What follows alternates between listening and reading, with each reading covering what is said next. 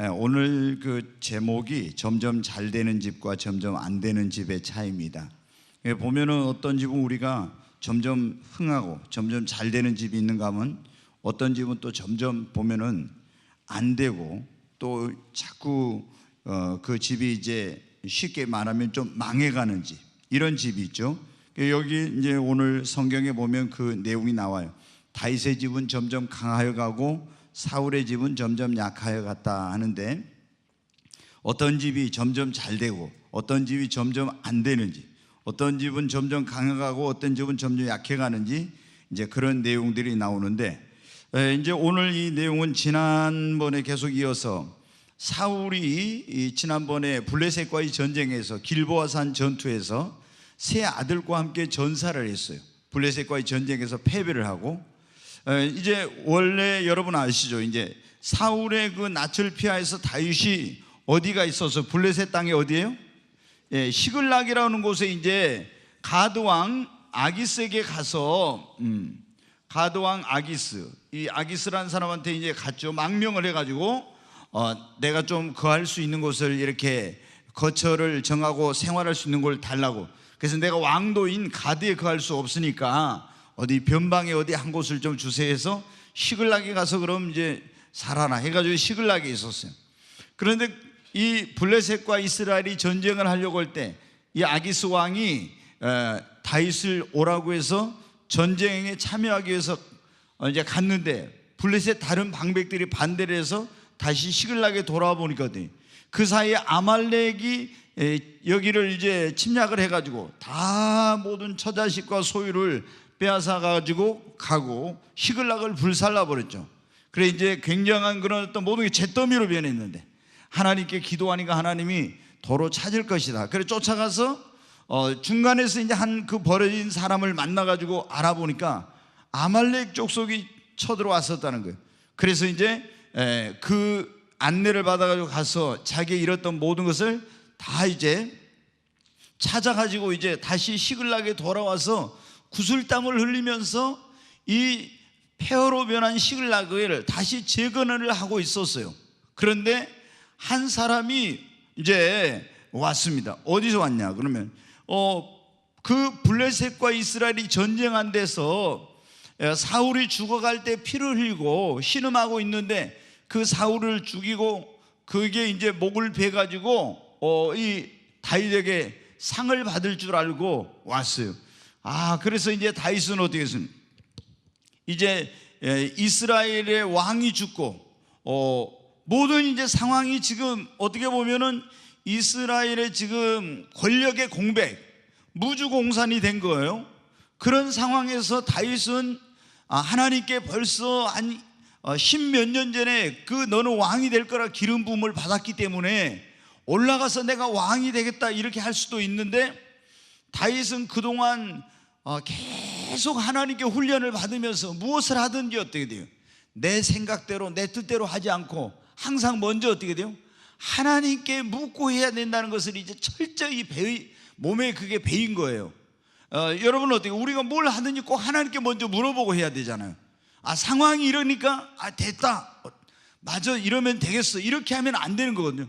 그래서 다윗은 그 모든 환경과 상황은 자기가 올라가면서 왕이 될 수도 있지만은 하나님께 이제 묻습니다. 그 내용이 이제 오늘 여기에 나와요. 거기 이제 한번 보겠습니다. 1번에 그 다윗이 유다 족속의 왕이 되다, 거기 한번 사무엘하 2장 1절부터 한번 같이 읽습니다. 그 후에 다윗이 여호와께 여쭈 아뢰되 내가 유다 한 성읍으로 올라가리까? 이렇게 이제 물었어요. 지금 시글락에 있잖아요, 블레셋 땅에. 하나님, 내가 유다 한 성읍으로 올라가리까? 하나님께 가도 되냐고 물어본 거예요. 우리도 뭘 하기 전에 환경과 상황만 보고 이렇게 하면 되겠구나, 내가 내 마음대로 결정하면 안 돼, 이런 걸 이제 보면서 우리가 배워야 돼요. 그러니까 여호와께서 뭐라고 했어요? 올라가라 그랬죠. 그럼 올라가라 했으면 어떻게 돼요? 그냥 무조건 올라간 것이 아니라 다윗이 또 물어봅니다. 다윗이 아뢰되 어디로 가리까? 이렇게 또 물어봐요. 굉장히 여러분 중요한 거예요. 하나님께 언제 가야 됩니까? 어디로 가야 됩니까? 어떻게 해야 됩니까? 이렇게 물어봐, 구체적으로. 근데 우리는 예수님 믿는 사람들도 어떤 환경과 상황을 보고 이거 이렇게 되겠다 하면 무조건 막 내 마음대로 하는 거예요. 그러니까 거기에서 시행착오를 하게 되고 실수를 하게 되고 많은 그런 어려움을 당하게 된 거예요. 다윗은 이제 그런 것을 경험을 통해서 배웠어요. 그래서 어떻게 돼요? 하나님, 유다 성읍으로 올라가야 되겠습니까? 지금 블레셋 땅이요. 올라가라. 그럼 어디로 가야 되겠습니까? 하니까 하나님께서 어디로 가라고요? 헤브론으로 갈지니라 이렇게 말씀하신 거예요. 그래서 이제 다윗이 이제 2절에 보겠습니다. 다윗이 그의 두 아내 이스라엘 여인 아히노암과 갈멜 사람 나발의 아내였던 아비가일을 데리고 그리로 올라갈 때, 이제 그리 올라갔잖아요. 하나님 말씀하신 대로 올라갔습니다. 계속 봅니다. 또 자기와 함께한 추종자들과 그들의 가족들을 다윗이 다 데리고 올라가서 헤브론 각 성읍에 살게 하니라. 여기 보니까 이제 다윗이 그 자기의 이제 수하에 600명의 군인들이 있었지 않습니까? 예. 그리고 이제 그 가족들이 있는데 그들을 다 데리고 헤브론으로 이제 올라가서 그 성읍에 이제 살게 돼. 계속 보겠어요. 4절. 유다 사람들이 와서 거기서 다윗에게 기름을 부어 유다족 속의 왕으로 삼았더라. 어떤 사람이 다윗에게 말해 이르되 사울을 장사한 사람은 길르앗 야베스 사람들이니이다 하며, 여기 보면은 유다 사람들이 와서 거기 헤브론은 언제냐면 이스라엘 여러분 어떻게 돼요? 이스라엘 12지파에게 하나님께서 가나안 땅을 뭐로 줬어요? 기업으로 나눠줘서 각 지파. 그런데 헤브론은 어디에냐? 그러면 이 헤브론이라는 곳은 유다 지파에 속한 땅이에요. 그래서 하나님이 유다로 올라가라는 건데 어디로 올라간? 다윗은 유다 지파의 사람이잖아요. 근데 유다 지파에 속한 헤브론이라는 곳으로 가라고 그런 거예요. 그래서 헤브론으로 올라갔더니 거기에 유다의 사람들, 자기 형제들입니다. 이 사람들은 자기 족속이, 이 사람들이 와서 다윗에게 또 뭐를 부어요? 기름을 부어가지고 다윗을 유다 족속의 뭐로? 왕으로 삼았어요. 그러니까 이게 여러분 하나님께서 다윗을 이스라엘 통일 이스라엘의 왕이 되어서 이 하나님의 백성을 통치하고 신정 통치를 하도록 하나님께서 하셨지만은 처음부터 이스라엘 통일 이스라엘의 왕이 되게 한 거 아니라 처음에는 하나님께서 어떻게 돼요? 한 족속 한 지파의 왕이 되게 한 거예요. 하나님께서 우리에게 어떤 축복을 주실 때도 처음부터 그냥 한꺼번에 큰 걸 주시질 않아요. 어떻게 돼요? 조금 이렇게 어떤 적은 걸 주시고 더 점점, 지난번에 여러분 우리가 그런 설교를 들었잖아요. 2023년도에 야베스가 기도한 것처럼 주님 내게 복의 복을 더 나의 지경을 넓히시고 그랬죠. 하나님께서는 여러분 어떻게 우리 지경을 점점 넓혀주시지 한꺼번에 내 믿음과 내 능력이 감당할 수 없을 만큼 그렇게 주시질 않아요. 근데 우리는 조금 해가지고 어떻게 돼? 막 처음부터 너무 큰 거를 원하는데 하나님이 복의 복을, 그래서 지경도 점점 하나님이 30배, 60배, 100배 이런 식으로 넓혀주시는 거예요. 그래서 먼저 다윗을 어떻게 했다고요? 유다 지파, 유다 족속의 왕이 되게 하셨어요. 여러분 어떻게 여기 이제 유다 족속의 왕이 돼가지고 7년 6개월 동안 한 지파를 다스리는 그런 왕으로서 또 훈련을 받게 됩니다. 그리고 그 기간이 끝나니까 하나님께서 전 이스라엘, 통일 이스라엘의 왕으로 이제 기름을 부고 세우시는 그런 역사가 일어나요. 그러니까 여러분 어때요? 우리가 뭔가 그런 어떤 갑자기 이 조그맣게 했던 데서 큰 뭔가를 얻게 되면은 우리가 잘못하면 교만해지게 되고, 오늘 오전에 그런 말씀 드렸지만 우리가 감당하지 못할 수도 있어요. 그래서 하나님께서는 점진적으로 그런 일들을 맡기시고 복을 주실 때도 점차적으로 또 영향력을 우리에게 확대해 주실 때도 그런 우리의 지경을, 영향력을, 이런 것들을 점점 더 넓혀 주신다고 하는 것입니다. 그러니까 우리가 이때 뭐 하지 말아야 되냐? 성급하거나 너무 막 조급하게 하려고 해서는 안 돼요. 하나님께서 어떤 사람을 쓰시거나 축복을 주시려고 하면은 연단과 훈련을 시키면서 준비하는 기간이 있죠. 다윗도 기름 부음은 오래전에 받았지만 어떻게 돼요? 왕이 되기까지 얼마나 많은 그런 훈련을 받았습니까? 광야 학교에서 사람을 통해서, 환경을 통해서, 문제를 통해서 엄청난 연단을 받았잖아요. 그리고 이제 하나님께서 드디어 이제 이스라엘의 왕으로, 유다 족속의 왕으로 이제 세우신 거예요. 자, 그런데 이제 이때 문제가 또 생겼어요. 지금 사울이 죽고 나서 사울에게 4아들이 있었는데 3아들이 사울 왕과 함께 죽게 되었습니다. 그런데 그 사울의 군사령관인 아브넬이 사울의 아들 가운데서 이스보셋이라는 사람을 왕으로 이제 옹의를 하는 거예요.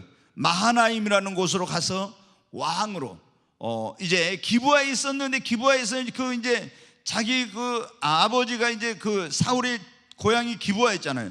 근데 완전히 그 망하게 됐으니까 망명해가지고 임시정부와 같은 그런 이제 그 정부를 세우게 된 겁니다.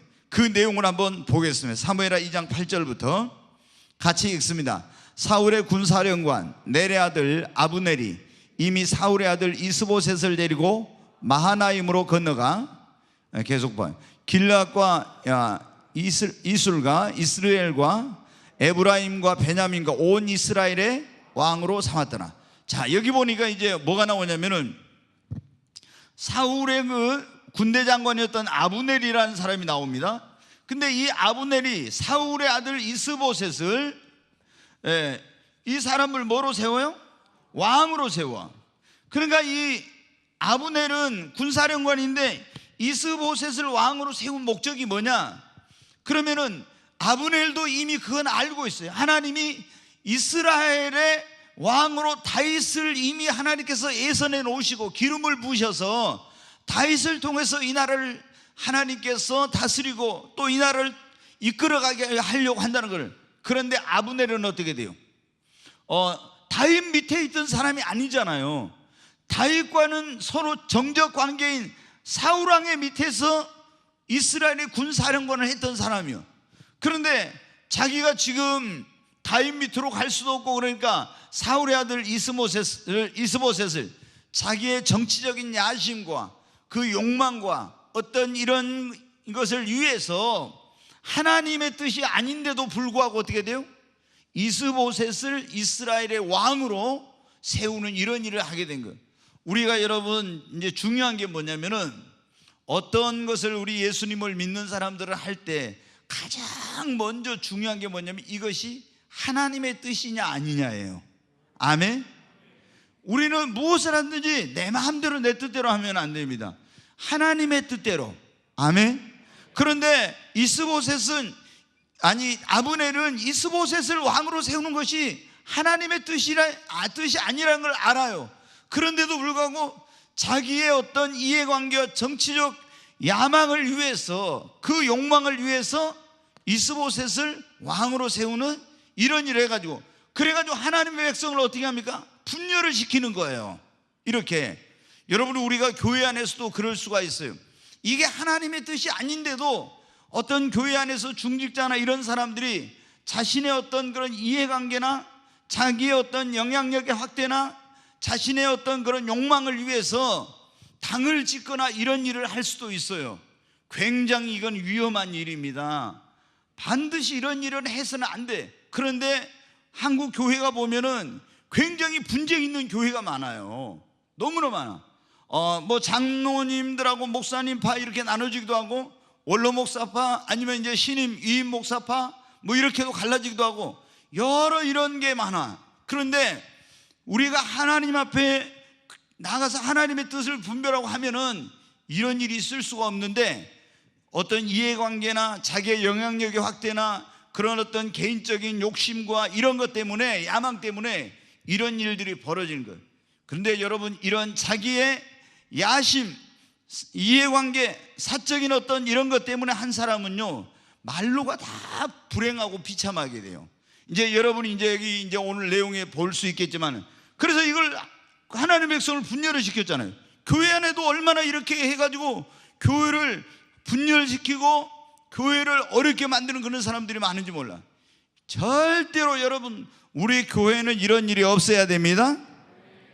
자, 그 다음에 이제 한번 거기 보겠어요. 계속 한번 같이 읽습니다. 사울의 아들 이스보셋이 이스라엘 왕이 될 때 나이가 40세이며 2해 동안 왕위에 있으니라. 유다 족속은 다윗을 다르니 다윗이 헤브론에서 유다 족속의 왕이 된 날수는 7년 6개월이었더라. 금방 여러분 하나님께서 이렇게 하시지 않고 7년 6개월 동안이나 이렇게 이제 했어요. 자, 그런데 이제 보니까 사무엘하 3장 1절에 한번 보겠습니다. 사울의 집과 다윗의 집 사이에 전쟁이 오래매 다윗의 집은 점점 강하여 가고 사울의 집은 점점 약하여 가니라 했어요. 제가 서론에 여러분에게 말씀드렸잖아요. 어떤 사람의 집은 점점 잘 돼요. 어떤 사람의 집은 점점 안 돼. 어떤 사람의 집은 점점 흥하고 어떤 사람의 집은 점점 망하고 이러니 여러분의 집은 점점 잘 되기를 바랍니다. 점점 흥하게 되시기를 바랍니다. 그러면 다윗의 집은 왜 점점 강하게 가고 사울의 집은 점점 약하게 갔냐? 그럼 다윗의 집은요, 하나님이 함께 하시니까. 아멘. 근데 사울의 집은 하나님이 어떻게 했어요? 떠나버렸어. 그러니까 하나님이 함께하는 사람의 집은 점점 잘 됩니다. 성경이 보여주고 있는 거예요. 어떤 사람의 집이든지 하나님이 함께하는 사람의 집은 가면 갈수록 점점 잘 돼. 그러나 하나님이 함께 하시지 않는 자의 집은 전에 하나님이 함께 했어도 하나님 떠나버리면 그때부터 점점 안 되기 시작해. 여러분은 어떻게 돼요? 우리 예수님을 믿는 사람들은 주님을 내 마음속에 모실 뿐만 아니라 우리의 가정에도 하나님 주님을 모시고 살아야 됩니다. 두 번째로 어떤 사람의 집은 점점 강하게 가고 또 점점 어떤 사람의 집은 약하게 가냐. 그러니까 하나님을 경외하고 그 도에 행하는 사람의 집은 점점 어떻게 돼요? 잘 되고 흥하고 번성합니다. 여러분, 우리가 시편 128편에 보면 여호와를 경외하며 그 도에 행하는 자마다 복이 있도다. 그 집 내실에 있는 아내는 결실한 포도나무 같고 그 상에 둘린 자식들은 어린 감람나무 같으리로다. 여호와를 경외하는 자는 이와 같이 복을 받으리로다 그랬죠? 여러분, 하나님을 경외하고 그 도 말씀을 쫓아서 행하는 사람의 집은 점점 여러분 잘 됩니다. 우리가 신명기 28장 알지 않습니까? 하나님의 말씀을 듣고 그 계명을 지켜 순종하는 사람은 들어가도 복을 받고 나가도 복을, 떡반죽 그릇과 모든 소생과 소유와 그리고 소와 양과 여러분 들어가도 복을 나가도 모든 것이 복을 받는다 했잖아요. 하나님을 경외하지 않고 하나님 말씀을 불순종하는 자의 집은 어떻게 점점 안 됩니다. 여러분, 사울의 집이 왜 안 됐어요? 처음에는 하나님 말씀 순종했잖아요. 근데 하나님 말씀은 불순종하고 하나님을 경외하지 않으니까 점점 그 집이 기울어지기 시작한 거예요. 여러분, 우리는 하나님을 경외해야 합니다. 그리고 다윗의 집은 점점 잘 되고 사울의 집은 점점 약하게 가는 것은 하나님을 의지하고 의뢰하는 사람의 집은 점점 잘 됩니다. 네, 우리가 에레미야 18장에 보면 그런 말씀이 있어요. 하나님을 의지하고 의뢰하는 사람은 강변에 심은 그 나무와 같다 그랬어요. 강변에 심은 나무. 그래서 가뭄이 와도 두려워하지 않고 그 입이 청청하며 시절을 쫓아 열매를 맺으며 이렇게 하며 무성하게 된다고 한 거죠. 여러분, 하나님을 의지하고 의뢰하는 사람은 이렇게 되는 거예요. 그런데 하나님을 떠난 사람은 에레미야 18장에 뭐라 했으면 간조한 땅, 건건한 땅, 사막에 심어놓은 나무와 같다 했어요. 그러면 여러분 어떻게 해요? 간조하고 건건하고 사막에 심어놓은 나무는 어떻게 돼요? 점점 안 되죠. 말라져 죽지요. 그와 같이 안 되는 겁니다. 그래서 우리는 오직 하나님을 의지하고 의뢰하는 그런 저와 여러분이 될 수 있기를 바랍니다. 어떤 사람의 집이 점점 다윗의 집처럼 잘 되고 사울의 집처럼 점점 안 됩니까? 의인의 집은 점점 잘 되고 악인의 집은 점점 망하게 되는 것입니다. 여러분 보면은 사울도 하나님께 처음에 굉장히 그 집이 복을 받았잖아요. 이스라엘의 초대 왕이 됐으니까 특별히 하나님께 복을 받았죠. 그리고 많은 그런 하나님의 은혜가 있었는데 왜 이제 지난번에 사울이 왜 그 집이 망하게 되는가 했는데 사울이 하나님 말씀 뭐 했었어요? 불순종했잖아요. 너 아말렉 족속을 가서 멸하라 하는데 불순종했어. 그리고 또 뭐를 했습니까? 제사장만이 그 예배를 드릴 수 있는데 그 제사장권을 어떻게 했어요? 범했잖아요. 사무엘 선지자가 오기 전에 가서 자기가 제사를 드려. 이런 짓을 하면 안 돼. 그러니까 우리가 성도님들도 여러분 어때요? 이게 이제 교회 안에서 다 자기의 어떤 분수가 있어요. 목회자가 해야 될 일, 장로님이 해야 될 일, 집사님이 해야 될 일, 권사님이 해야 될 일, 이런 게 있어요. 근데 집사가 있잖아요. 목사님이 할 일을 막 이렇게 자기가 한다든가 하면서 당신 이거 뭐예요 이런 식으로 한다면은 여러분 어떻게 돼요? 그거는 월권 행위예요. 그건 제사장권을 범하는 거하고 똑같은 거예요. 그러면 하나님이 교회 안에서 제일 하나님의 그런, 제가 여러분에게 말씀드리지만 그러냐, 하나님이 어떤 죄를 지어도 다 용서해 주세요. 그런데 하나님이 가장 엄하게 심판하는 죄가 뭐냐 그러면요, 하나님의 그 세우는 영적인 질서와 권위를 깨뜨린 거 있잖아요. 그거는 하나님께서 가장 엄격하게 성경에 보면 심판해요. 가장 무서운 심판. 왜? 그 하나님이 세워놓은 영적인 질서와 그 하나님의 이런 그 권위를 무시하게 되면 어떤 것도 이게 안 되거든요. 그러니까 하나님께서 거기에 대해서는 긍휼이 없는 그 심판을 성경에 보면 행하는 거예요. 너무나 무서워요, 그건. 그래서 이런 걸 모르고 사울왕이 이렇게 했는데, 우리 성도님들 가운데는 그냥 자기가 맡은 그런 분야에 최선을 다해요. 어떤 분들은 보면은요, 장로님이 막 목사님을 이렇게 갖고 막 하면서 월권 행위를 해. 어떤 경우는 막 권사님들이 그러고. 이런 거는 여러분 절대로 안 되는 거예요. 그래서 저희가 이제 여기서 이제 우리 교회에서 집사로 생활을 하다가 이제 신학대학원을 가고 목사가 된 그런 부부가 있는데, 얼마 전에 이제 몇 개월 전에 저한테 그 이제 사모가 됐죠. 와가지고 그러더라고요. 목사님, 진짜 그 부교육자 생활하면서 너무 힘든 거예요. 제가 꿈의 교회에 있을 때는 우리 성도님들이 이렇게 우리 부목사님들 다 존중 여기고 사역자를 존중 여기는 이런 가운데 있었는데, 이제 우리 교회보다 훨씬 큰 교회들 가서 이제 부교육자 생활을 했는데, 거기서 자기 남편 부목사 자기를 발바닥에 먼지 취급도 안 하면서 이렇게 하는 걸 보고 난 너무나 충격을 받았습니다. 근데 여러분은 어떻게 돼요? 굉장히 이런 것은 영적으로 잘못 배운 거예요. 그런 사람들은 하나님께 축복을 받을 수가 없죠. 왜?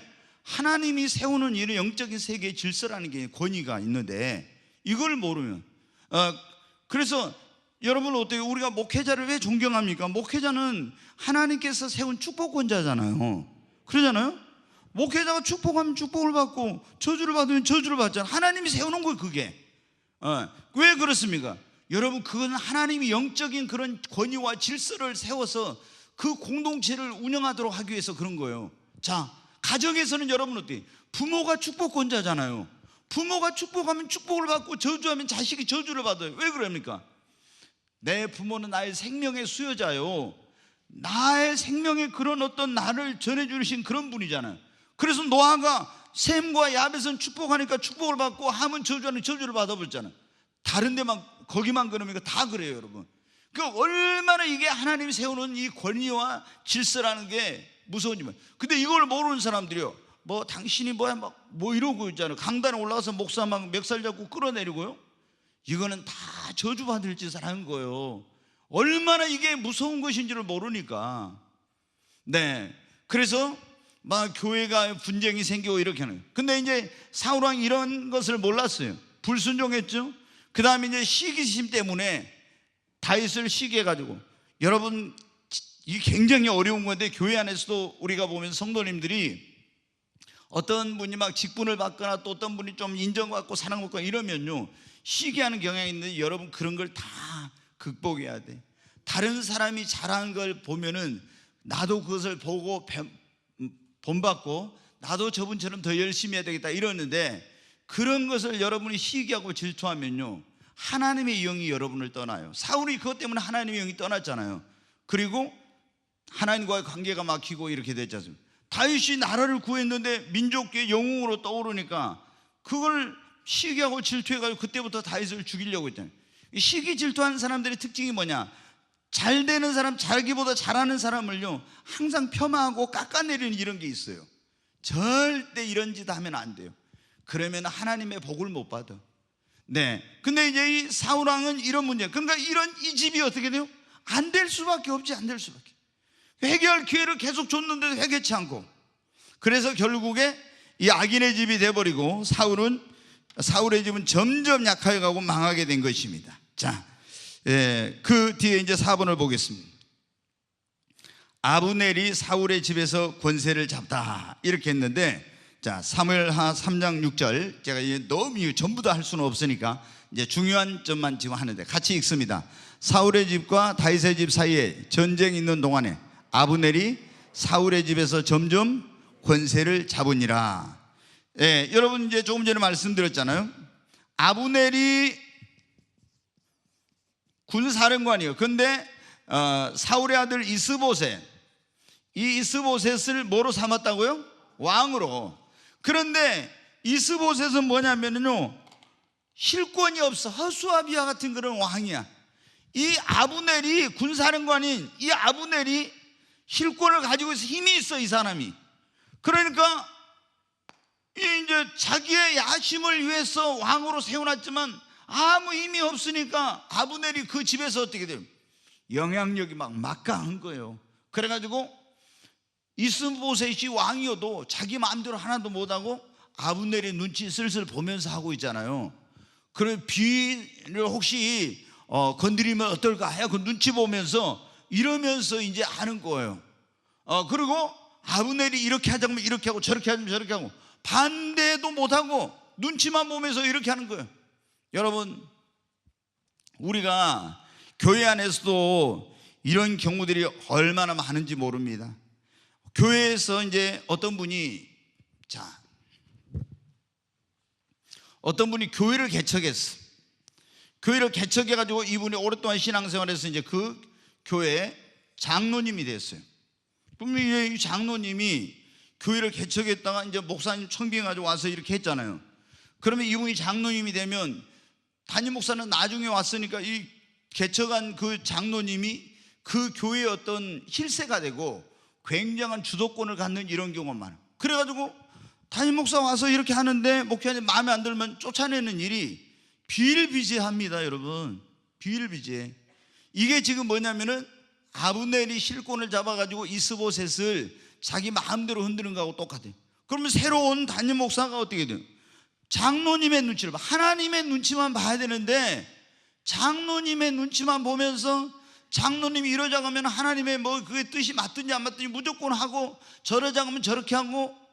여러분, 이런 경우들이 얼마나 많은지 몰라. 얼마나. 그래서 지금 목포에 어떤 좀 큰 교회도 있는데 그 교회도요, 거기에 수석 장로님이라고 이제 원로가 됐어요. 근데 그 목사님의 거기 교회에 오신 분들이 대부분 다 눈치를 봐. 그래가지고 그 교회는 몇 년만 있으면 딱 이렇게 그냥 가야 되는데 그런 말이 계속 돌아요. 예전에 여기서 가까운 교회도 동초등학교 있는 옆에 있는 교회도 거기 교회 성결교회 있는데 거기도 그 개척하신 분이 한 2, 3년에 한 번씩 계속 목사님을 쫓아내며 보냈어요. 그런데 이제 나중에 어떤 분이 더 센 분이 와가지고 그 목사님이 이제 그 장로님을 쫓아내지. 장로님을 쫓아냈어요. 근데 우리 아들도 이제 신학대학원 졸업하고 전도사 시절 호주로 갔어요. 호주에 이제 어느 한인교회에 갔는데 그 교회에 이제 누가 세웠냐면 호주에서 사업하는 장로님이 세웠어요.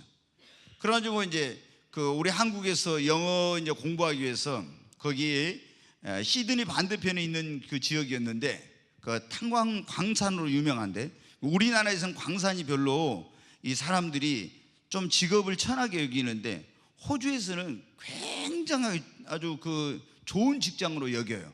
왜? 그 사람들이 일찍 퇴근하고 월급도 많고 이렇게 하니까. 그런데 그 지역에 이제 워킹홀리데이로 오는 그런 사람들이 많으니까 한인교회를 세웠는데 이분이 사업을 해요. 근데 이게 목사님들이 계속 몰아내는 거예요. 근데 이제 사우디인가 어디 가서 그쪽에서 이슬람 지역에서 목숨 걸고 선교하던 선교사님을 담임 목사로 청빙을 했어요.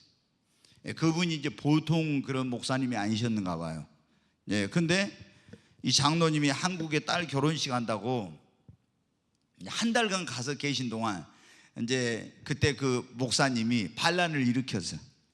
한 달 기간 동안에 이제 성도들 이렇게 해갖고 이제 이 장로님 도저히 이제 안 되겠다 해가지고 이렇게 했어요. 그 장로님이 왔어요. 그래서 장로님이 이제 아들을 들어보니까 회중 앞에 나왔고 저는 교회를 떠나겠습니다. 이제 이랬대요. 근데 여기 이분이 사업하면서 돈이 많고 그 집사님들 이런 분들의 영향력을 많이 끼쳐놨으니까 나중에 뒤에 가서 또 작업을 딱 한 거예요. 그러니까 어떻게 돼요? 목사님이 할 수 없이 쫓겨났어. 네, 여러분 어때요? 이렇게 이제 우리가 이렇게 합니다. 그러니까 제가 지난번에 임직 세미나를 하면서 그랬잖아요. 왜 하나님께서 장로를 세우고 왜 집사를 세우고 왜 권사를 세운가? 네, 어떤 그 교회의 어떤 그런 사역의 방향, 이런 어떤 것들은 하나님께서 담임 목사에게 주세요. 그렇게 해가지고 장로님들과 집사님, 권사님들과 연합을 해가지고 어떻게 돼요?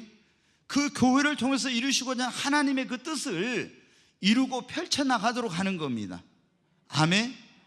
그런데 이제 그렇지 않게 되면, 그리고 목사님들도 어때요? 저는 절대 그런 목회를 못해요. 사람 눈치 보는 목회는 저는 절대 못해요. 아니, 하나님 한 분 눈치만 보고 하나님이 이러라면 이러고 저러라면 저래야지, 아니 이 사람 눈치 보고 저 사람 눈치 보고 이 사람 비유 맞추고 저 사람 비유 맞추고 어떻게 그게 목회예요? 저는 그거는 할 수 없어요.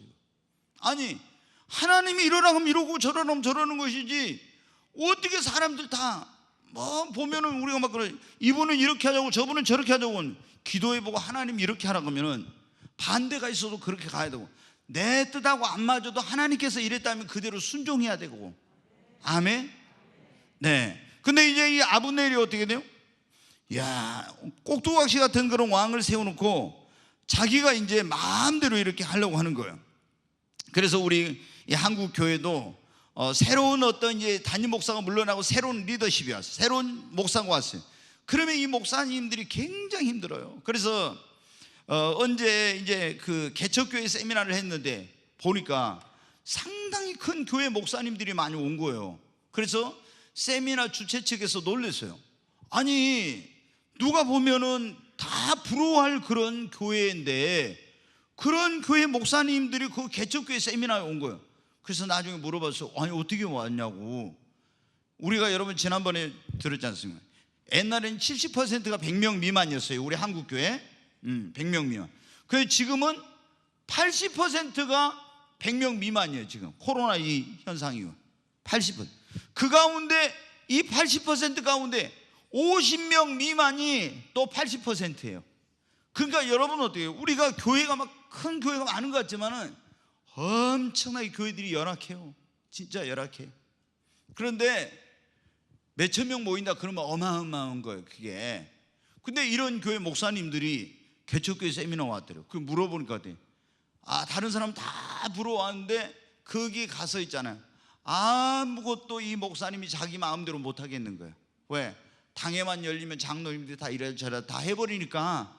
그래서 너무 스트레스를 받아가지고, 야, 이거 도저히 여기서 목회 못하겠다, 새로 교회를 개척해가지고 다시 시작해야 되겠다 해가지고 왔다는 거예요. 여러분, 우리는 하나님의 어떤 그런 영적인 질서, 또 사역의 이런 것들을 잘 우리가 이해하고 알아야 됩니다. 그렇지 않으면 우리가 하나님의 사역의 거침돌이 되고, 나는 열심히 했다고 했는데 나중에 하나님 앞에 갔을 때 책망받고 버림받을 수 있어요. 자, 이 지금 아브넬은 사울의 집에서 권세를 잡았다고 했잖아요. 이게 얼마나 지금 잘못된 일인지 몰라. 처음부터 그랬잖아요. 이 사람이 왕을 세운 목적부터가 뭐예요? 자기의 어떤 개인적인 야망, 그런 어떤 목적을 위해서 이렇게 했고, 또 이제 거기서 실권을 잡아가지고 자기 마음대로 이렇게 하잖아요. 이런 일을 하면 안 되는데. 그런데 드디어 일이 터졌어요. 이제 어떤 일이 터졌냐? 이 아브넬이 사울왕의 첩이었던 리스바하고 정을 통하게 된 거예요. 자, 여러분, 이게 어마어마한 일이에요. 이제 선왕의 전임 왕이잖아요. 사울은 선왕의 첩이 있었어요. 리스바라고. 근데 이 리스바는 이제 젊은 그런 이제 첩이었어요. 젊은 첩. 근데 아브넬이 어떻게 돼요? 이 군사령관의 아브넬이 선왕의 첩을 정을 통하고 취하게 된 거예요. 이스보셋에게 이제 이 소리가 들린 거예요. 막 이제 소문이 쫙 퍼졌겠죠. 누구도, 그런데 아브넬의 권세가 너무 세니까 아무도 잘못됐다 이런 말을 못해. 근데 어떻게 가지고 이스보셋 왕의 귀에 들어갔네. 얼마나 이제 이스보셋이 갈등과 고민을 많이 했겠죠. 지금 눈치를 슬슬 보면서 이렇게 하는데, 도저히 못 참겠으니까 어느 날 이제 아브넬을 불러요. 그래가지고 그거를 나무라고 이제 합니다. 자, 한번 내용을 한번 보겠어요. 같이 읽습니다. 사울에게 첩이 있었으니 이름은 리스바요 아야의 딸이더라. 이스보셋이 아브넬에게 이르되 네가 어찌하여 내 아버지의 첩과 통관하였느냐 하니, 이제 지금 들리는 소문을 가지고 책망을 하는 거예요. 네가 어찌하여 내 아버지의 첩과 통관하느냐. 이거는 전임 왕의 첩을 데려다가 통관한다는 것은요, 보통 어떻게 하냐면 성경에 여러분 보면 그러죠. 그 어떤 사람이 누구의 그런 왕의 어떤 그걸 정복하거나 나라를 정복하면 그 부인들을 데려다 자기가 첩으로 해. 그거는 자기 어떤 그 자기가 그 정복자라는 그런 걸 드러내고 그 권위를 위임받았다는 이런 의미로서 하는 거예요. 그런데 아버지의 첩을 갖다가 통관을 했다는 거예요.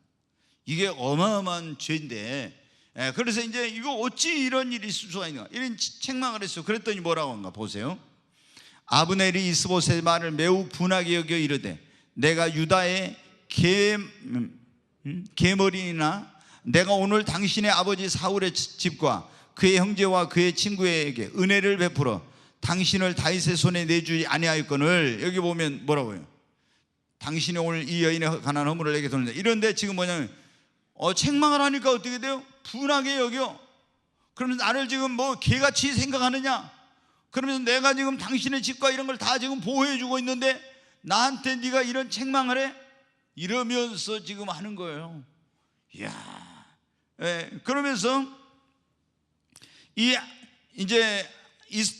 아브넬이 이제 뭐라고 하냐면은 자신을 책망하는 이 이스보셋에게 내가 이 나라를 이제 다윗의 손에 내주는, 다윗에게 이제 넘겨주겠다고 이제 그런 거 한번 계속 보겠습니다. 여호와께서 다윗에게 맹세하신 대로 내가 이루게 하지 아니하면 하나님이 아브넬에게 벌이에 벌을 내리심이 마땅하냐. 여기 보세요. 여호와께서 다윗에게 맹세하신 대로 아브넬이 뭐요? 알고 있었잖아요. 다 다윗에게 하나님께서 이 나라를 맡겼다는 걸 알았어요. 그런데도 자기 욕심 때문에 그렇게 하지 않다가 자기가 이제 그런 어떤 수치를 당하게 되니까 화가 나가지고 내가 여호와께서 다윗에게 맹세하신 대로 내가 이루게 하지 않으면 하나님이 아브넬에게 벌이에 벌을 내리심이 마땅하니다, 이렇게 한 거예요.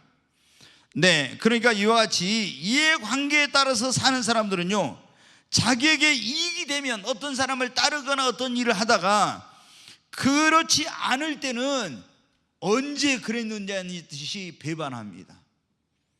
여러분, 우리는 하나님의 선하신 뜻과 그 목적을 쫓아서 살아야 됩니다. 이해관계를 따라서 나의 개인적인 야망과 욕심을 따라서 하는 사람들은요, 언젠가 나의 그런 어떤 이해관계에서 내가 손해를 보거나 내가 원하는 것을 이룰 수 없게 될 때는요, 언제 그랬느냐는 듯이 그걸 배반해. 근데 이런 사람들이 얼마나 많은지 몰라. 얼마나. 절대로 우리는 이렇게 하면 안 돼. 내가 이렇게 가는 길이 십자가를 지는 길이고 고통스러운 길이고 힘든 길이라 할지라도 주님이 원하시는 길이라면 그 길을 가야 돼요. 아멘. 나에게 아무리 이것이 영광스럽고 좋은 것처럼 보여도 하나님이 원하지 않는 하나님의 뜻이 아니라면 그 길을 가면 안 됩니다. 네. 너무 보면은요, 제가 이게 교회 안에서도 보면은 예수님 믿는 사람들 가운데서 어떤 이해관계나 자기의 어떤 그런 욕심이나 이런 것에 따라서 그걸 일을 하다가 조금 뭐 하면은요, 그런 게 아니면은 안 하겠다고 막 있잖아요. 이런 사람들이 있어요. 여러분, 우리가 무슨 일을 하려고 할 때, 그러니까 이제 제가 여러분 우리 성도님들에게 말씀드리는, 지금 이제 계속 우리가 코로나 때문에 뭐 있다가 지금 조직을 지금 교회에 개편하고 있어요, 여러 가지로. 근데 제가 여러분에게 이제 말씀드리는데, 교회에서 예를 들어 여러분에게 뭘 하라고 하잖아요.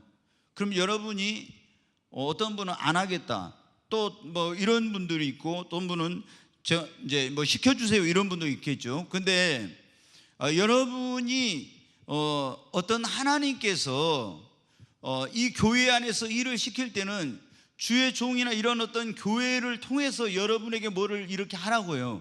그럼 여러분이 저는 뭐 안 하겠습니다 이런 거 있잖아요. 이게 그냥 너무 쉬운 것처럼 내가 하고 싶으면 하고 하기 싫으면 안 해요. 이게 여러분이 얼마나 이게 얼마나 심각한 건지를 몰라요, 여러분이. 그러잖아요. 그래서 내 마음에 들면 내가 하고 싶은 일은 하고 내가 하기 싫은 일은 안 한다. 여러분, 그게 어떻게 하나님을 믿는 사람입니까?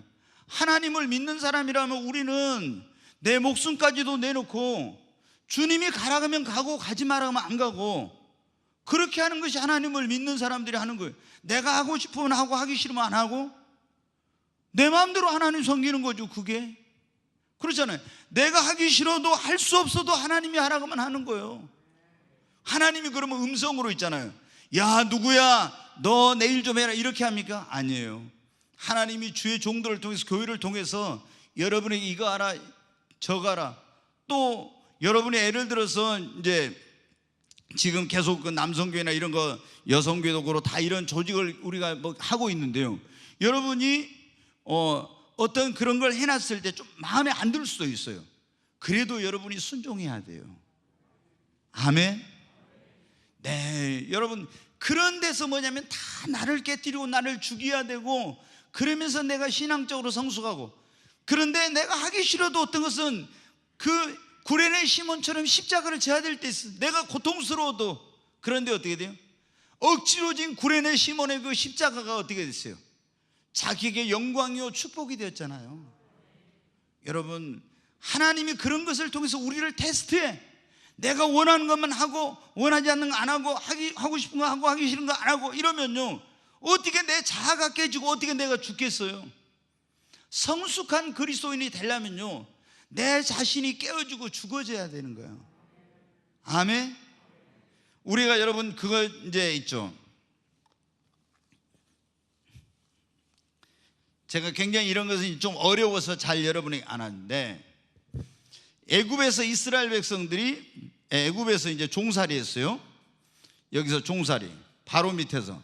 근데 이제 홍해 건너서 광야로 나왔죠. 그 광야를 거쳐 40년 거쳐가지고 요단강을 건너서 가나안 땅에 들어갔어요. 그 요단강. 그러면 이제 우리가 여기서 이걸 애굽을 영적으로 하면 세상이라고 했잖아요. 그 바로를 마귀라고 했어요. 오늘날은 마귀. 그 우리가 세상에서 마귀의 종로를 하고 있는데, 유월절 어린 양의 피로 구원받은, 예수 피로 구원받은 홍해를 건너 세례를 받은 그 세상에 나왔어. 그런데 우리가 이 가나안 땅은 예수 그리스도 안에 있는 하나님의 예비는 축복을 의미해요. 그러면 이 축복을 주시기 전에 하나님께서 광야에서 이스라엘 백성들을 40년 동안 연단한 것처럼 우리를 연단해. 이 광야의 길이 어떻게 굉장히 고통스럽고 힘든 길이죠. 근데 이 광야의 길을 가면서 내가 깨지고 변화되고 내 자아가 이렇게 하면서 하나님을 의지하고 믿음이 성장하고 이렇게 되는 거예요. 여기가 보면 어때요? 성막 있잖아요. 이건 뭐예요? 교회예요. 교회. 여기서 이제 훈련을 받잖아요. 광야에서. 광야 학교라고 이렇게 말. 구름 기둥 불 기둥의 인도를 따르면서 매일 하나님을 바라보고 하나님이 주는 만나를 먹고, 그래 요단강을 건너 가나안 땅에 들어가요. 근데 이게 축복인데 결국에 마지막은 어떻게 해요? 처음에는 세상을 나오는 거예요. 근데 우리가 예수님 안에 있는 축복에 들어가는 요단강을 건너는데, 이 요단강이 영적으로 하면 뭐냐면 내 자아의 파쇄락에서 내 자아가 죽어야 되는 거예요. 내가 깨지고 죽어야 돼. 그래야 진정한 예수님 안에 있는 축복에 들어가고 안식을 얻게 되는 거예요. 근데 많은 사람들이 예수님 오래 믿었어도 있잖아요, 자기가 살아있어. 내가 죽어야 돼요. 그래야, 이게 요단강을 건너는 것은 내가 죽는 거예요. 그래야 예수님 안에 있는 진정한 축복이 돼요. 이건 굉장히 좀 수준이 있는 거라 제가 이런 걸 잘 얘기를 못 하는데, 여러분은 어떻게 하나님 앞에, 그래서 저도 매일 기도하는 것 가운데 하나가 뭐냐면, 주님, 내가 그리스도와 함께 십자가에 못 박혔나니 그런즉 이제는 내가 산 것 아니요 오직 내 안에 예수께서 사신 것이라. 내 정과 욕심, 나의 자아를 주님 십자가에 못 박고 오직 주님만 드러나게 하시고 주님이 내 안에서 사시고 나를 통치하여 주옵소서. 이런 기도를 매일 하는 거예요. 왜? 그렇지 않으면 이요셉 목사가 드러나요. 그래가지고 내가 잘나고 내가 똑똑하고 내가 뭐 이렇게 한 것처럼 오직 주님만이 드러나야 되는데, 그러면은 하나님 앞에 갔을 때 나는 뭐 한 것 같죠? 아무것도 아니에요. 그래서 우리가 이거 자아가 깨지면 가나안의 이 축복을 받게 되고 여기에 이제 안식을 누리게 돼요. 그때부터 비로소 그리스도 안에서. 예수님을 믿어도 안식을 누리지 못하는 건 왜 그러냐? 내가 살아있으니까 그런 거예요. 네, 여러분, 이 지금 이스보셋이라는 사람이 이게 문제가 뭐예요? 이렇게 지금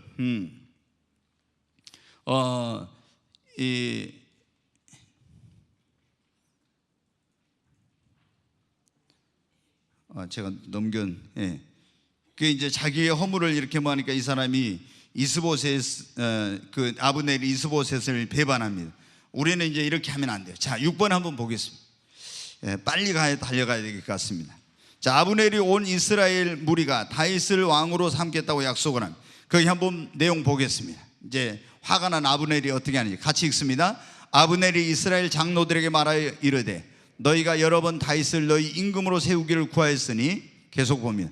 이제 그대로 하라. 여호와께서 이미 다윗에게 대하여 말씀하시기를 내가 내 종 다윗의 손으로 내 백성 이스라엘을 구원하여 블레셋 사람의 손과 모든 대적의 손에서 벗어나게 하리라 하였음이니라 하고, 아브넬이 또 베냐민 사람의 귀에 말하고 아브넬이 이스라엘과 베냐민 온 집이 선하게 여기는 모든 것을 다윗에게 말하려고 헤브론으로 가니라. 네, 여기까지. 거의 이게 뭐냐면은 이제 이스보셋 책망을 받았잖아요. 그리고 화가 난 아브넬이 갔어요. 이스라엘 장로들을 쫙 소집을 해. 자기가 이제 군사령관이니까 소집을 해갖고 오라고 해가지고 뭐라냐, 너희가 전에부터 하나님 알지 않냐, 이 다윗을 이스라엘 왕으로 세우려고 했다고 하는 거. 그들을 이제 설득을 하는 거예요. 왜? 이 나라를 다윗에게 갖다 바치려고. 왜? 아니 자기가 실권을 잡아가지고 이렇게 이스보셋을 왕으로 세워서 했는데 자기에게 막 책망하고 이러니까 화가 나가지고 안 되겠다, 다윗에게 가서 바쳐버려야겠다 해가지고. 근데 이제 장로들이나 이런 베냐민 지파는 사울왕의 그 지파가 베냐민 지파니까 이런 사람들이 반대하면 안 되니까 지금 정지 작업을 하는 거예요. 이스라엘 장로들을 쫙 소집해가지고 막 그들을 설득을 합니다. 이 나라를 하나님께서 다윗의 손에 맡긴다고 했잖냐. 그러므로 이제 다윗의 손에 다윗하고 통합을 하자. 또 베냐민 지파를 모아가지고 베냐민 지파에도 막 그렇게 합니다. 그래서 동의를 다 얻어. 그렇게 해가지고 이제 어디에 가냐, 헤브론으로 다윗에게로 갑니다. 20절 이제 한번 보겠습니다. 거기 보니까 같이 읽습니다. 아브넬이 부하 20명과 더불어 헤브론에 이르러 다윗에게 나아가니 다윗이 아브넬과 그와 함께한 사람들을 위하여 잔치를 배설하였다. 거기 간 거예요. 다윗의 입장에서는 보니까 어떻게 돼요? 피를 안 흘리고 이스라엘과 유다 족속을 통합할 수 있는 굉장히 좋은 기회가 온 거예요. 오랫동안 기다렸는데, 싸워서 이 나라를 통합할 수 있는 그런 민족이 얼마나 많은 피를 흘리겠습니까? 그러니까 안 되겠거든. 그래서 하나님께 때를 기다리고 있었는데, 아니 아브넬이 부하 20명 데리고 와서 다 내가 장로들, 이스라엘 장로들 바로 베냐민 지파 설득해서 이제 나라를 당신에게 바쳐서 한 나라를 대교로 했습니다. 이렇게 하니까 다윗은 너무 기쁘죠. 그래서 아브넬과 그 온 사람들을 위해서 큰 잔치를 배설했어요. 그리고 언약을 맺고 이제 아브넬이 이제 좋은 소식을 가지고 이제 가고 있습니다. 다시 이스라엘 땅으로 가고 있어. 그런데 요압이라는 사람이 그때 전쟁터에 갔다가 딱 들어왔는데 누가 알려주는 거예요? 아브넬이 왔다가 갔다고. 그러니까 아브넬이 왔다가 갔다니까 요압이 피가 거꾸로 솟은 거예요. 왜 그러냐? 그러면은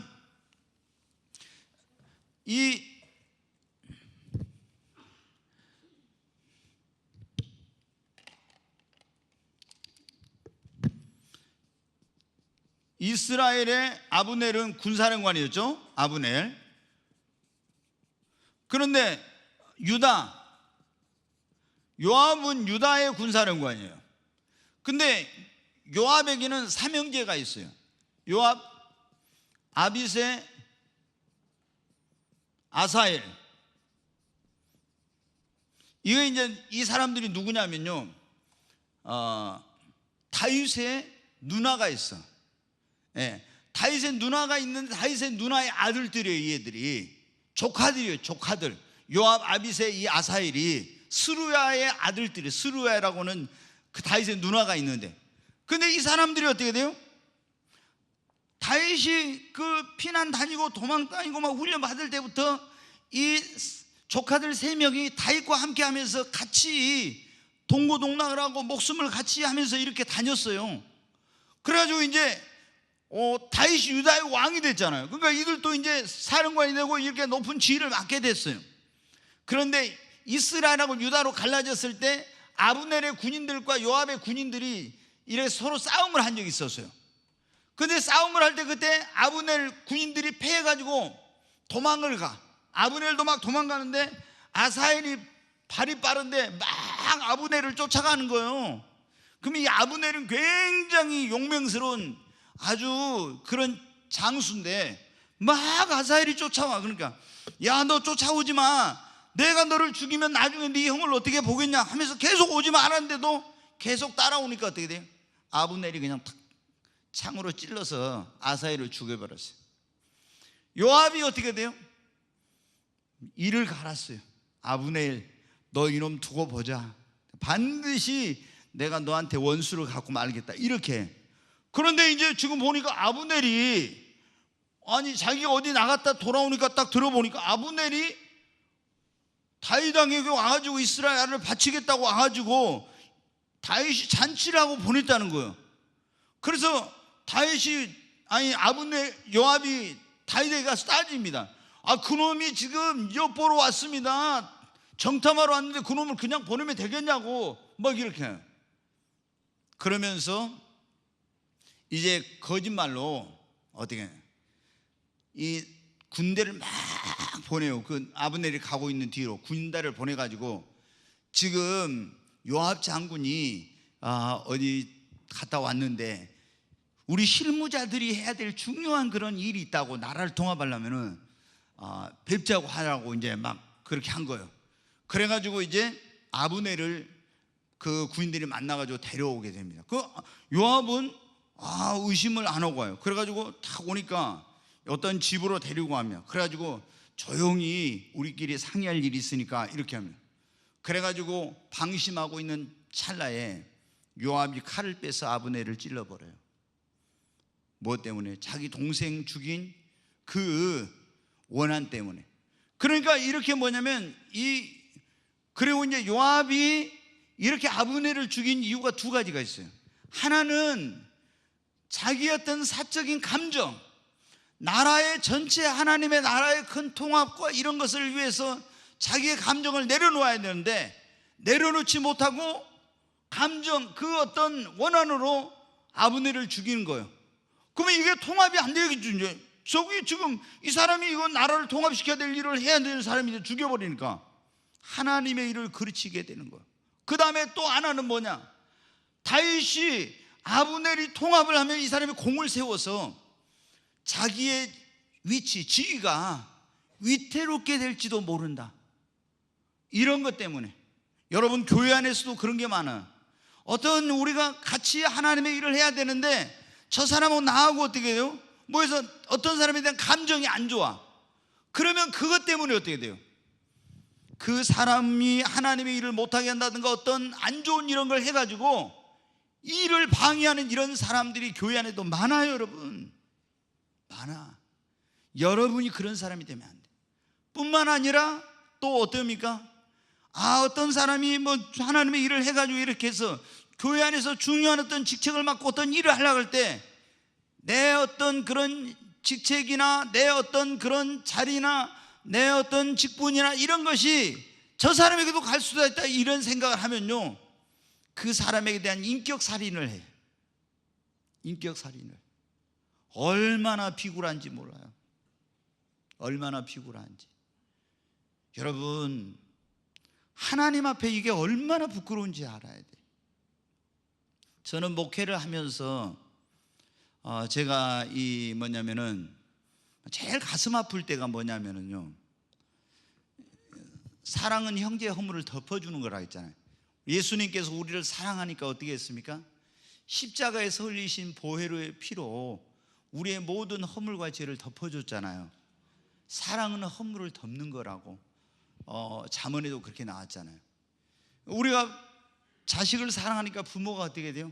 자식이 잘못해도 그 허물이 드러날까 막 덮어 그러잖아요. 근데 그 자식의 허물을 가서 까발리고 다니고 막 이렇게 하면은 그 부모는 그 자식을 사랑하는 게 아니야. 우리가 여러분 형제를 사랑하라고 했잖아요. 근데 어떻게 사랑하라고 했어요? 내가 너희를 사랑한 같이 너희도 서로 사랑하라. 예수님이 우리를 사랑한 것처럼 너희도 서로 사랑하라고 했잖아요. 그럼 예수님이 어떻게 자기의 목숨을 십자가에 내어줘가지고 피를 흘려서까지 우리를 사랑해 주셨잖아요. 우리의 허물을 다 죄를 덮어주셨잖아요. 그렇게 너희도 사랑하라고. 근데 예수님 믿는 사람들이 있잖아요. 막 어떤 사람의 내가 제일 가슴 아프고 막 속 상할 때 힘들 때가 언제냐 그러면요, 어떤 성도님들 직분자들이 와서 있잖아요. 누구 다른 사람의 어떤 허물에 대해서 있잖아요. 막 이렇게 말하면은요 너무너무 괴로워요. 너무너무 괴로워. 견디기가 어려워요. 그냥 너무 고통스러워. 그때 너무너무 힘들어요. 여러분, 근데 우리가 이 요압 보세요. 요압, 이 아브넬도 나쁜 사람이지만 요압, 절대 우리가 예수님을 믿는 사람들은 항상 하나님의 입장에 큰 틀에서 봐야 돼. 그런데 이렇게 속이 좁아가지고 이렇게 하면요, 하나님 앞에 결국에 때문에 아브넬도 자신의 사욕과 야망과 그런 어떤 것을 위해서 했던 사람, 그리고 또 이렇게 붙었다가 배반하고 이렇게 했잖아요. 말로가 어떻게 됩니까? 비참하게 되잖아요. 하나님의 그런 어떤 뜻을 쫓아가야 되는데 그렇지 않고 자기의 사심, 이해관계, 야망을 따라서 간 사람이 이렇게 되잖아요. 요압도 보세요. 자기의 야망, 자기의 개인적인 감정 이런 것을 따라서 한 사람이요, 결국에 어떻게 돼요? 요압도 비참한 최후를 맞지. 나중에 이게 너무 힘이 세가지고 다윗이 어떻게 못해. 그래서 나중에 이제 하나님께 맡기는데 솔로몬이 요압을 처단을 해버려요. 나중에 다 이게, 자 거기 보겠습니다. 아브넬이 요압에 의해서 이제 살해가 돼버렸죠. 그 이제 이 엄청나게 이제 이것은 어떻게 돼요? 큰 문제가 된 거예요. 여러분 보십시오. 자, 이스라엘의 아브넬이 이스라엘의 장로들 베냐민 지파 다 설득해 가지고 다윗에게 가서 이제 언약을 맺고 이 나라를 합치려고 하는데, 다윗의 유다 지파의 왕이 다윗의 그 군사령관 요압에 의해서 아브넬이 살해를 당한 거예요. 그러면 이스라엘의 장로들 베냐민 지파 이 사람들이 볼 때 어떻게 돼요?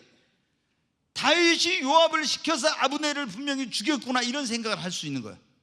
그러면 어떻게 돼요? 이 유다와 합치려고 했던 이스라엘의 마음이 완전히 다 돌아서 버린 거예요. 다윗은 믿을 수가 없는 사람이죠. 그리고 얼마나 그 감정이 안 좋았겠습니까? 그러니까 우리가 어떤 이런 개인적인 감정과 사심에 의해서 어떤 일을 하게 되면요, 하나님의 일을 그르치게 되는 거예요.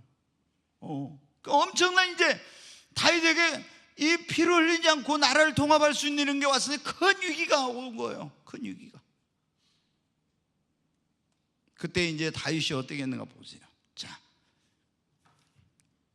거기 다윗이 아브넬을 헤브론에 장사하고 그의 죽음을 애도하다 그랬는데 31절부터 계속 이제 다윗이 그 소식을 들었어요. 요압이 아브넬을 이렇게 불러와 가지고 무슨 회의한 것처럼 해가지고 죽였다는 그 소식을 들었어요. 너무나 다윗이 하지 말아야겠는데 왕의 명령을 어기고 가서 그런 한 거예요.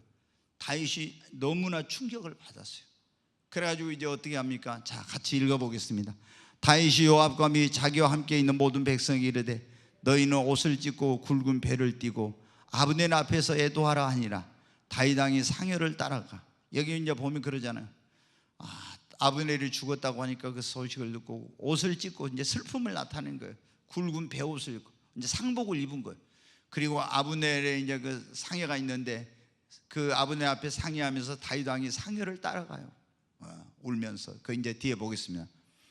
아브넬을 헤브론에 장사하고 아브넬의 무덤에서 왕이 소리 높여 울고 백성도 당하니라. 거기서 이제 우는 거예요. 얼마나 이제 슬퍼하면서. 그러고 계속 보겠습니다. 왕이 아브넬을 위하여 애가를 지어 이르되 아브넬의 죽음이 어찌하여 미련한 자의 죽음과 같은고. 계속 네 손이 결박되지 아니하였고 네 발이 착고에 세지 아니하였거늘 불의한 자식의 앞에 엎드려진 같이 네가 엎드려졌도다 하며 온 백성이 다시 그를 슬퍼하며 우니라. 계속 볼까요? 거기까지? 석양의 문 백성이 나와 다윗에게 음식을 고나니 다윗이 맹세하여 이르되 만일 내가 해지기 전에 떡이나 다른 모든 것을 맛보면 하나님이 내게 벌이의 별을 내리심이 마땅하니라 하며. 계속 온 백성이 보고 기뻐하며 왕이 무슨 일을 하든지 무리가 다 기뻐하므로. 이제 다윗이 진정으로 아브넬의 그 죽음을 슬퍼하고 애가를 지어 부르고 막 거기서 울고 금식하고 이랬잖아요. 그러니까 이 소식이 다 이제 백성들이 다윗이 시켜서 한 것이 아니구나, 처음에는 오해도 했는데 진짜 다윗이 한 것이 아니고 이걸 요압이 했구나, 이렇게 알게 된 거예요. 그리고 왕이 무슨 말을 하든지 다 그 왕의 말을 이제는 신뢰하게 됐다는 거예요. 그래가지고 그 뒤에 계속 보겠습니다. 같이 읽으면 이날에 온 백성과 온 이스라엘이 넬의 아들 아브넬을 죽인 것이 왕이 한 것이 아닌 줄을 아니라. 다윗이 그렇게 막 슬퍼하고 금식하고 이렇게 하면서 한 거 보고 그들이 분명히 다윗 죽였을까 했는데 이건 아니구나, 다윗이 한 것이 아니구나 하는 걸 알게 된 거예요. 그러니까 그 백성들의 마음이 어떻게 돼요? 그러면 그렇지. 그래가지고 굉장한 이제 이 하나 되려고 했다 하나 되지 못하게 될 상황이었는데 다시 어떻게 돼요? 마음이, 온 이스라엘과 백성들의 마음이 다 다윗에게 향하게 된 거예요. 위기가 오히려 이 위기를 만났을 다윗이 올바르게 이렇게 함으로 말하면 위기가 전화위복이 된 것입니다. 계속 보겠어요. 30. 왕이 그의 신복에게 이르되 오늘 이스라엘의 지도자의 큰 인물이 죽은 것을 알지 못하느냐. 그래서 오히려 그 아브넬의 죽음이 다윗에게 뭐가 됐어요? 위기가 전화위복이 됐다는 거예요. 그러니까 여러분, 우리가 살아가면서 어떤 예기치 못한 이런 어려운 일, 위기를 만날 수가 있어요. 그런데 그때 내가 그 위기를 만났을 때, 예기치 못한 일을 만났을 때 어떻게 하느냐에 따라서 그 위기가 나에게 전화위복이 될 수가 있습니다. 아멘. 그러니까 여러분이 이게 그르쳤다고 이제는 끝났다, 틀렸다 이렇게 하고 자포자기하면 안 돼요. 어떠한 위기를 만났을지라도 낙심하지 말고 정말 하나님 앞에 바르게 내가 그렇게 하면은 오히려 그 위기는 하나님께서 우리에게, 성경에 보면 그러지, 모든 것이 하나님을 사랑하는 자 곧 그 뜻대로 부르심을 입은 자들에게는 모든 것이 합력하여 선을 이루고 전화위복이 되게 해주신다 했잖아요. 아멘. 네.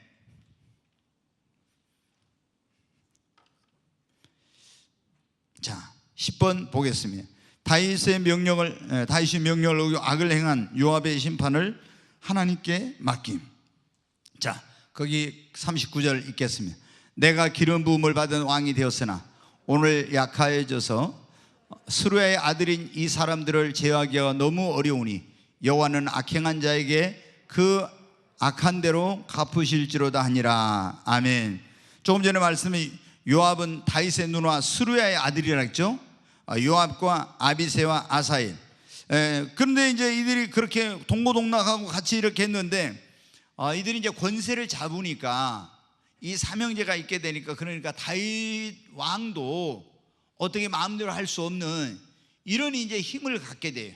그래가지고 왕의 명령을 어기고 지금 악한 짓을 했잖아요. 근데 다윗이 이제 마음대로 할 수가 없는 거예요. 만약에 다윗이 여기서 하나님께 맡기지 않고, 잘 들어보세요, 하나님께 맡기지 않고 이것을 물리적인 수단과 방법을 동원해서 요압을 제거하고 이렇게 하려고 했으면 분명히 큰 싸움이나 어떤 더 큰 분쟁과 문제가 생겼을 거예요. 그런데 다윗은 하나님께 맡기고 참았어요. 여러분, 우리가 어떤 일을 할 때 이 요압은 보면 이제 계속 나오겠습니다만은